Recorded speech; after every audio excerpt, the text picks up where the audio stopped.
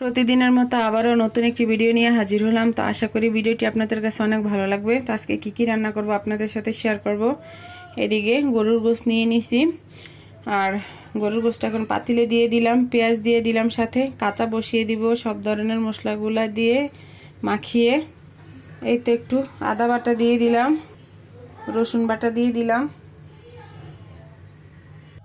হলুদের গুঁড়া, মরিচের গুঁড়া, সব ধরনের মশলা দিয়ে দিলাম। এখন তেল দিয়ে দেব, তেলটা দিয়ে দিলাম।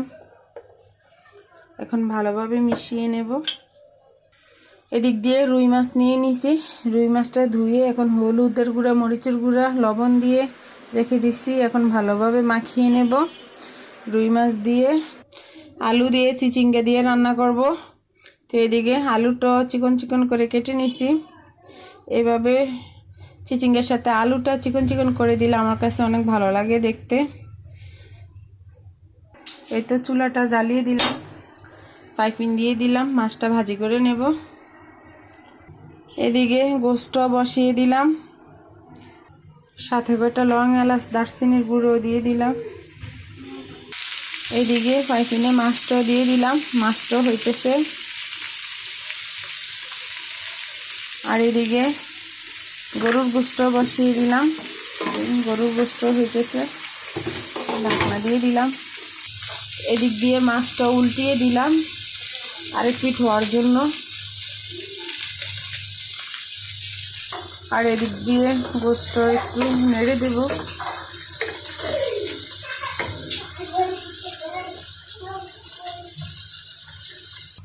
এদিক দিয়ে হিটারও গরম পানিটা করে নিছি, যেহেতু আজকে প্রেসার কুকারে গোশতটা বসাই না। একটু হিটারে গরম পানিটা দিয়ে দিলাম। এখন গোশতটা কষানো হয়ে গেছে, এখন পানিগুলো দিয়ে দেব। তো পানিটা দিয়ে দিলাম। গরম পানিটা দিলে তাড়াতাড়ি বলক আইসা পড়ে, যেহেতু আমি সিলিন্ডারে রান্না করি তাই একটু গ্যাস সাশ্রয় করতে চাইতেছি। হিটারে গরম পানিটা দিয়ে দেই, তরকারিটা তাড়াতাড়ি বলক আইসা পড়ে। তো আইসা পড়ছে, এখন ঢাকনা দিয়ে দেব। এদিক দিয়ে পাতিল বসিয়ে দিলাম, তেল দিয়ে দিলাম, পেঁয়াজও দিয়ে দিলাম।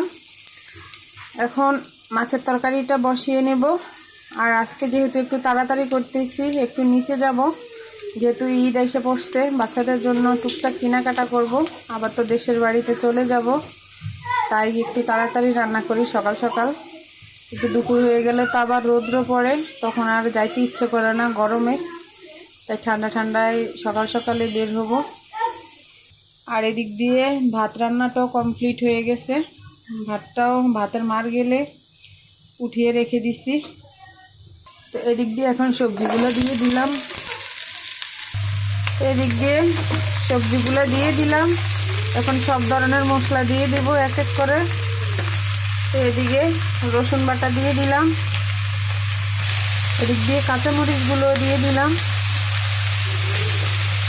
পরিমাণ মতো লবণ দিয়ে দিলাম,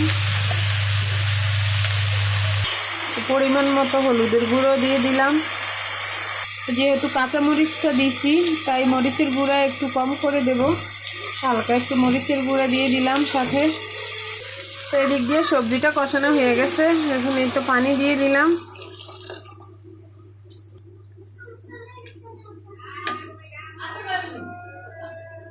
এদিক দিয়ে মাছের তরকারিটা বলক আইসা পড়ছে, দেখেন গরম পানি দেওয়াতে কত সুবিধা হয়েছে, তাড়াতাড়ি বলক আইসা পড়ে। আর এদিক রান্নাও হইতেছে। এই তো এখন তরকারিগুলোর সাথে মাছগুলা দিয়ে দেব, মাছগুলা দিয়ে দিলাম।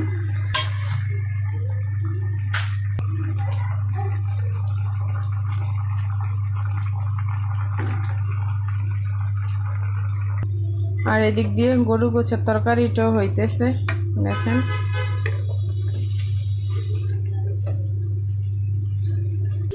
আর এদিক দিয়ে দেখেন বেচিংয়ে কতগুলো থালা বাসন জমছে। রান্না করতে যতটা কষ্ট হয় তার চাইতে বেশি কষ্ট হয় থালা বাসনগুলো মাজতে। কি আর করব, যত কষ্টই হোক মাজা তো লাগবেই, মেয়েদের কাজই তো রান্না বান্না, ধোয়া মোছা করা। ফাইনালি গরুর গোশতের ভুনাটা হয়ে গেছে, এখন কটা জিরার গুঁড়া দিয়ে দিলাম, জিরার গুঁড়া দিয়ে দিলাম। এই তো হয়ে গেছে গরুর গোশের তরকারিটা। কে কে এইভাবে গরুর গোশ ভুনা পছন্দ করেন অবশ্যই কমেন্টসে জানাবেন। আর এদিকে মাছের তরকারিটা হয়ে গেছে। কাঁচামরিচ দিয়ে রান্না করাতে তরকারিটা সাদা সাদা লাগতেছে, কালার আসে না বেশি একটা। এটা এখন কয়টা জিরার গুঁড়া দিয়ে দেব তরকারিগুলোর সাথে।